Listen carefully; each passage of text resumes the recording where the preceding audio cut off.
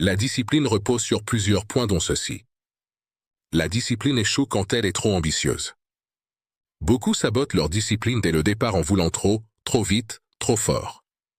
Plans irréalistes, routines surchargées, objectifs disproportionnés. Résultat?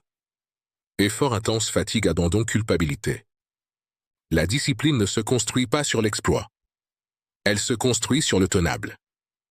La règle oubliée, si une action ne peut pas être répétée les jours difficiles, les jours sans énergie, les jours ordinaires, alors ce n'est pas de la discipline. C'est un coup de motivation. La vraie question n'est donc pas « est-ce que je peux le faire ?»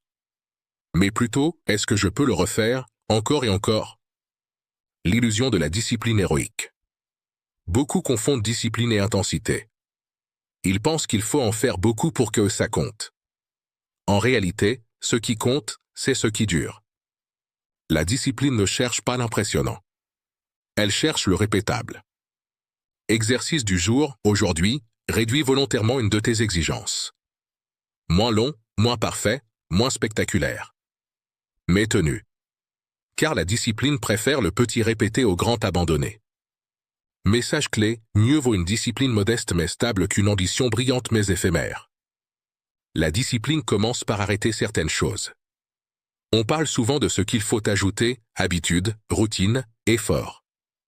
Mais la discipline commence souvent ailleurs. Dans ce que tu acceptes d'arrêter. Arrêter de scroller sans fin, arrêter de reporter sans raison, arrêter de te raconter des histoires confortables. Chaque renoncement inutile libère de l'énergie. La discipline n'est pas seulement une action. C'est aussi une tenue. Exercice du jour, identifie une seule chose que tu fais par automatisme et qui ne t'apporte rien. Aujourd'hui, ne la fais pas. Rien d'autre. Juste cette absence. Puis observe. Tu verras que parfois, la discipline se renforce davantage dans ce que l'on cesse de faire que dans ce que l'on ajoute. Message clé, la discipline n'est pas toujours un effort en plus. Parfois, c'est un poids en moins.